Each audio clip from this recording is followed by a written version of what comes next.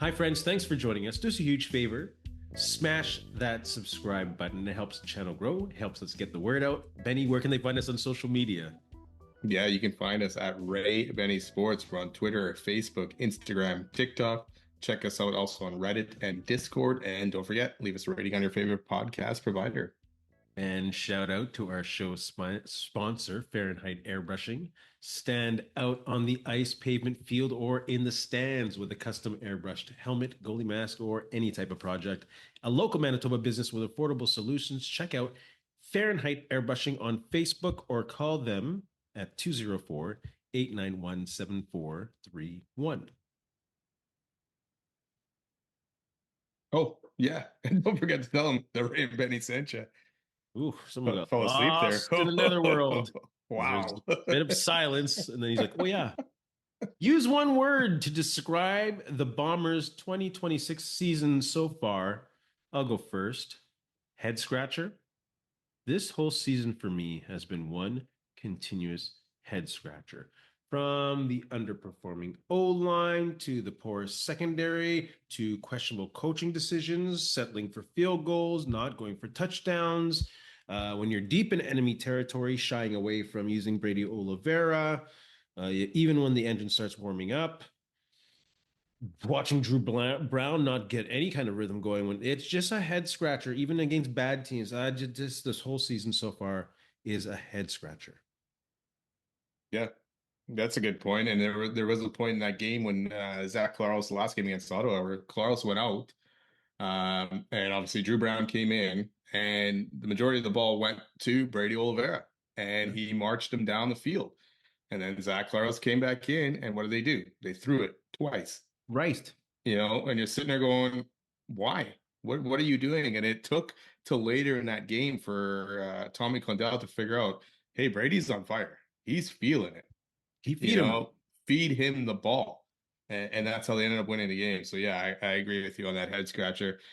I'm going to go with mediocre because they're kind of in that realm of, they're beating the teams they should beat.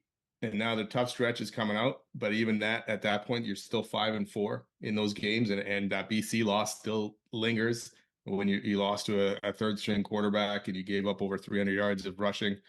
But it's things that you can see them kind of doing some good things, especially on defense. You're like, oh, that was great stop, great series. And then the next series, a guy's wide open for a touchdown. And it happened, I think, twice on both Ottawa touchdowns last game where the guy was wide open in the end zone. And you're sitting here going, what happened here? Is it coaching or is it the players not understanding the plays? Is it just a breakdown? But it's happening a lot. And it's going to just get tougher for the Bombers coming up.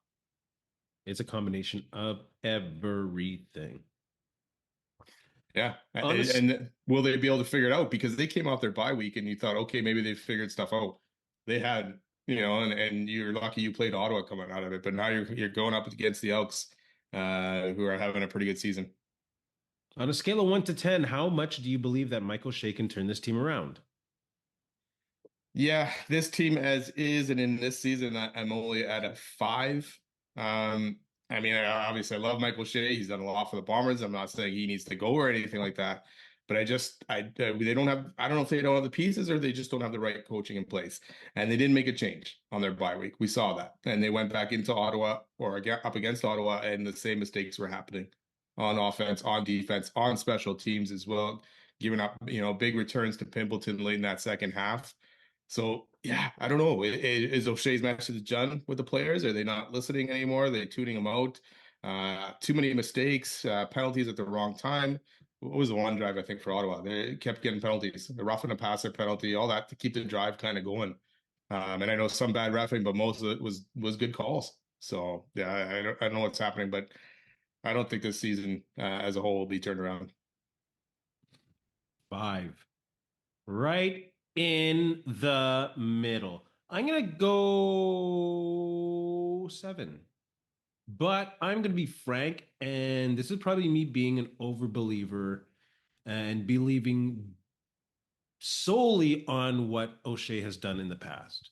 Because there's nothing I can truly see this season that says that he will turn it around. Yeah, I wish that wasn't the case. Like it feels like they might be crawling in, and I wish I had more to go on, but I'm still gonna give him credit and give him a little bump on the grade and give him a 7 that he can turn this team around. Well, what was it? 2 seasons ago, where they started off very poorly and were like 2-6 or something like that, and ended up making a Grey Cup. But there was still they still had better pieces at that point, or else younger pieces, right? And I don't know if it is age for a lot of these guys, but I don't see them having that same kind of turnaround, No. even sitting here with a better record at 5-4 than it was, a couple seasons ago at 2-6 or whatever the heck it was Didn't Strevler also have to go in? in that season. Yeah, early in the Yeah, season as well. probably. I mean, Zach hasn't played a full season over the last few years, right? So So, with that in mind, are the Bombers better? Don't forget, fans, leave your comments on a scale of 1 to 10. How much do you believe that Mike O'Shea can turn this team around?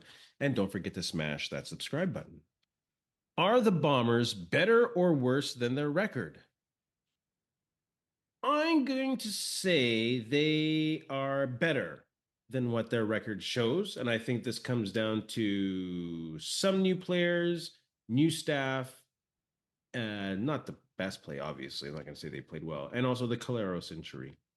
It was good to see Condell lean on Oliveira a little more. 19 touches is something that you want to see on the regular.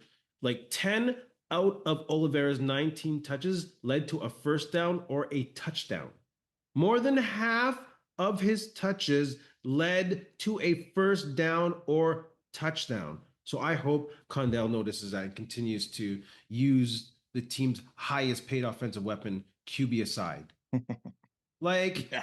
I think the receivers in Caleros will start getting into a rhythm again. It sucks that he was out for a while. And it was interesting on the broadcast that they mentioned that Caleros took the time to get to know his receivers on a personal level, communicate with them. So hopefully that comes to fruition in the passing game, that they're more efficient. They start scoring touchdowns. They start getting some deep balls because they are not a deep threat team at all. And I do think the defense is coming into form. The D line is starting to play a little more consistently, and that helps the secondary that has been playing well. So they're also good at stopping teams from scoring touchdowns. The Bombers are top 3, I think, in regards to touchdowns scored against. So I think they're better than their record is. I think they would have been a little bit better with Caleros playing, and I think there was some adjustments and some whatever. So I'm going to say better. I still think even with Zach in there, they probably still lose to Calgary. Maybe they beat BC because they finish off those plays in the red zone, but I still wouldn't have faith in that happening either. Um, uh, like I said, I give O'Shea a 5, and they're probably right where they should be, but I'm going to say they're probably worse than what their record is, and I think this next stretch is probably going to show that. Uh, I mean, if they can go into Edmonton this week and beat the Elks, then okay, I would change my tune. But I wanted to change my tune after that Ottawa game, but there was nothing in there to kind of celebrate. You say the defense is doing better, but they could have a good stretch, and they had a good stretch again against Ottawa, but then they give up plays and make mistakes, and guys are wide open again, and it's just like, are they not learning their pass rush, their D line is probably their best part of their game right now, right? But because Ottawa also had no run game, so those guys were just pinning their ears back and going after them. I know they weren't blitzing, but those guys on that D line, they smelled some blood there, and they were going after Jake Mayer, so. I like that how they're playing. It's just other parts of it. It's just too many mistakes going on offense, on defense, special teams for me to take this team seriously right now. Bomber fans, what do you think? Are they better or worse than their record? Put your thoughts in the comment section below. Smash the subscribe button. Which statistic concerns you most? We talked about the red zone last time, and it still is very concerning. It's the amount of times they're in the red zone, which isn't a lot, and the amount of TDs they're getting there. So they've been in the red zone 26 times, only 13 TDs. They seem to settle. Like they're so comfortable with Sergio hitting those long field goals.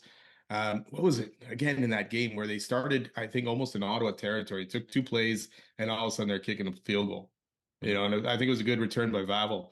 And it's just like, come on, guys. Like, you need to punish Ottawa. You need to You had to put Ottawa away, and they let Ottawa linger in that game. And that's the worst thing that the Bombers can do, especially lately, because, it's led to Calgary scoring late. Yes, the Bombers ended up going to win, so great. But in that sense, you're letting Ottawa just stay and then within a field goal or within a touchdown instead of killing the game. So yeah, that's concerning, is the lack of TDs, not being able to put up enough points on the board to put games away. I'm going to double down on the red zone. It's the most concerning.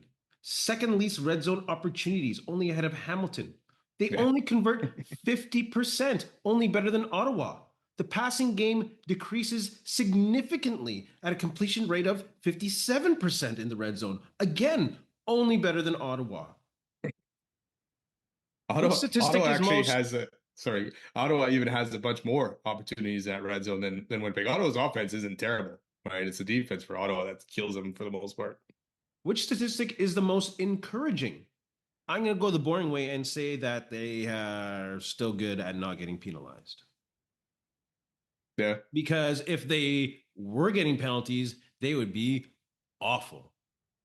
They just seem to take them at the wrong time. Like there's that one drive where they kept it going for Ottawa, right? And then they cleaned it up. There wasn't very many after that, but it's just like stupid penalties compacted. And I know the one on Nichols was a terrible call. I didn't see what Nichols did there, but the roughing the passer, to me, hey, you hit him in the head. You know that's going to be a call kind of thing, right? So, um, you mentioned it earlier actually with Brady Oliveira, and you said 19. That statistic, giving him the ball 19 times, 11 carries, 8 receptions, 154 yards from scrimmage. Getting the ball in your best player's hands and making him make plays, which hopefully should open up the offense. If teams are now worried about Brady Oliveira, because like you said, it wasn't just runs; it was also some dumb passes, everything like that, just to get him into the game, and hopefully they continue that and they give him that 15 to 20 touches a game, and especially late in the game when you're trying to kill that game like they used to do in the past. Even with Andrew Harris, it's like, hey, now it's time for that. Someone say that you call it bully ball, someone called it Brady ball, right? Just to kind of put that game away and show that, hey, this offense is going to beat you up. So Yeah. hopefully that continues. I'm not holding my breath with Tommy Condell, but hopefully he gets the ball in Brady Oliver's hands more or consistently. 10 out of 19 touches resulted in a first down or a touchdown. Yeah, it's crazy. Ottawa couldn't stop it. They had no answer at all. Tommy Condell, lean on that. Bomber fans, what are your thoughts on the Bombers' red zone situation? Put that in the comment section. Use one word to describe the 2026 CFL season so far. Exciting. There have been some great games. Pretty much as usual, though, in the CFL. There's a tight playoff in the West. It's crazy. Everyone's in the mix except for Ottawa. All are still in the mix. QB play's been erratic, except for Davis, kind of, who's running amok. But yeah, it's been an exciting season, even as a fan of a 5-4 team. Yeah, it has. I'm going to go with unpredictable because besides Montreal, every other team is like you say, everybody's in the race except for Ottawa. There's still the crossover, still there. Hamilton with a big win over Saskatchewan kept themselves in the race. Calgary or Toronto losing badly to Edmonton, brings them back down, right? And BC's, 2 wins in a row now and a bit of a surge. Calgary, Vernon Adams is going to be back this week, right? Right now, it's like it's all up in the air, right? And I think it can go either way, right? And now these teams are going to have to play each other because Winnipeg's playing Edmonton again. They got Saskatchewan 2 or 3 times, right? 3 times. Winnipeg? Yeah. 3. Right? Yeah, because then they play Calgary again, BC, like late stretch. And they play Edmonton again, I saw. So that'd be 3 against, maybe they only got 2 against Saskatchewan this year. Maybe. I have the schedule up here. I'll take a look. But yeah, very unpredictable besides Montreal. But we'll see where the second half of the season goes. What's the most surprising thing from the first half of the season?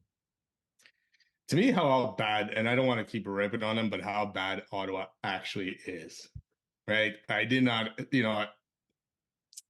you got Ryan Dinwiddie in there. I thought they'd be actually better than Toronto, getting in a better coach of Dinwiddie than Mike Miller kind of thing in Toronto. But you're just seeing it. It's just one thing after another for Ottawa, just shooting themselves in the foot a lot, making the same mistakes. Defense, they're very porous on defense. So Dinwiddie And your buddy there, Sean Burke, right?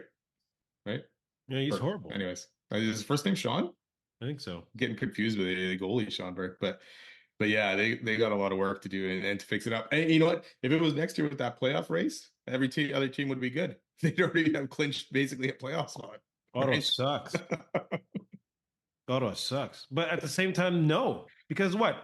A team with 4 wins can make that. 4 wins is in the playoff race right now. Oh yeah. Yeah, so So everyone would be in it next day if it was next year's you go on a thing already. slide. Well, everyone's in it at this point of the year, anyways. I know, It's I only know. nine games in. I I know y'all hate the know. playoff format, but just chill. Come on now. It's not even Labor Day yet. And by the Exactly. way, hold on, sorry, Winnipeg only plays Saskatchewan twice this year. They play Excellent. Edmonton and Calgary 3 times. I think parity is the most surprising thing in the first half of the season. This West division is crazy. I get it; it's usually tight, but it's just it's just who knows who's winning and when, which is great for the league, great for their TV contract next year, hopefully. And some of these TV crews that they're starting to announce sounds pretty cool, like with Chris Streffler, possibly, Yeah, and maybe Zach Claros if he retires. yeah, I think Zach is probably done. Just even watching him throw last game, I felt like he was laboring or really kind of more shot putting the ball than actually throwing it last game. Also, his O line sucked, and he got smoked. He did, but it was even before It's he got smoked crazy. there. Like, come on now.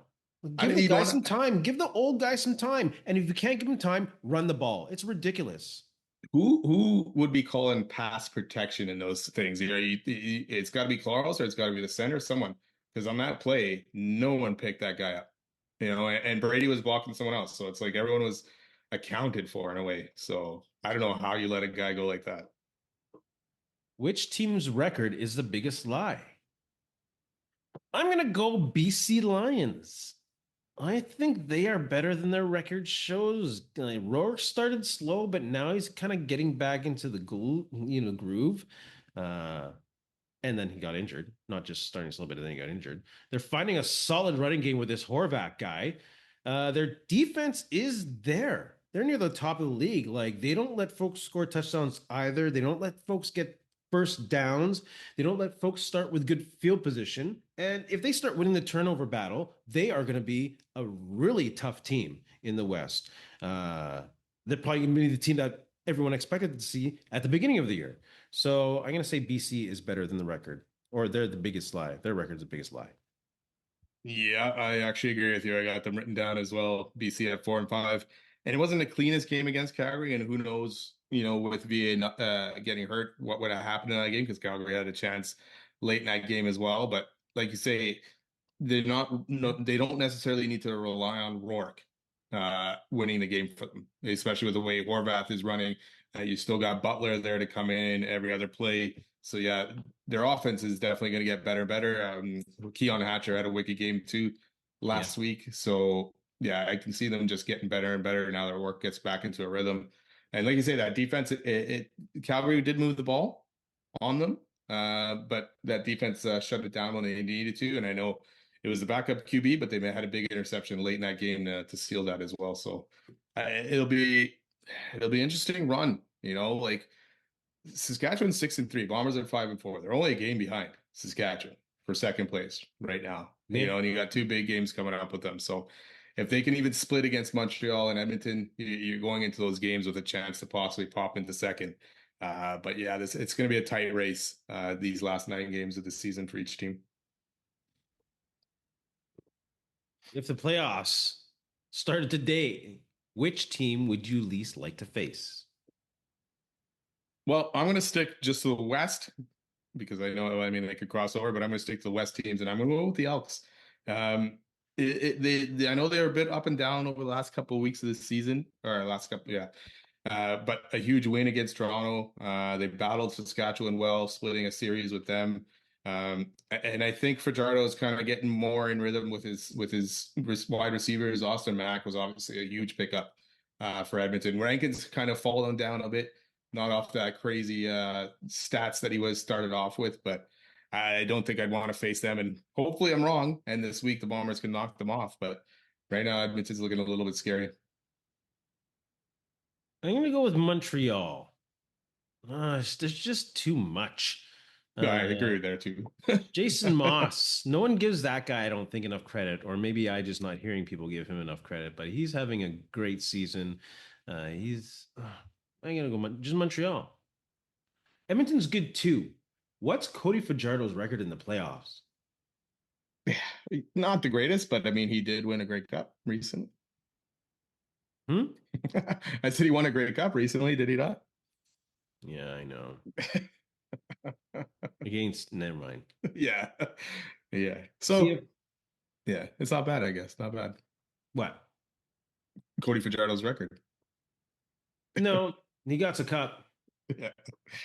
And now you can't take that away from him, right? So. No, and you can't say that Winnipeg always dominates in the playoffs either. Yeah. He did was in Saskatchewan though. Yes. CFL fans, if the playoffs start today, which team would you least like to face today? I can't say today for some reason. And which team also is which team's record is the biggest lie? Smash the subscribe button. Benny, do you have anything to say to our friends? You know what? Thanks a lot for listening. Don't forget to subscribe and follow, and go Bombers go. Yeah, it is a big game this week. But hey, huge game. What's their record on the road? They're undefeated, right? 3-0? Yeah. All right, then. Come on, go into Edmonton. It'd be nice if Edmonton can get 30,000 fans. Who knows? I don't think they will, but they'll try. What is it, Friday night, right? Friday night football tonight. They don't use that no more, do they? Not that I can think of, no. They should do that on a retro night, and I don't know what else is going on. All right. And on that note, in the words of Ed Whalen, in the meantime and in between time, that's it. Another edition of Ray and Benny Talk Sports. Hey, friends and neighbors, don't forget to check us out online on Facebook, TikTok, Instagram, and Twitter at Ray Benny Sports. And don't forget to check out our YouTube channel. Leave a like, leave a comment, tell us what you think.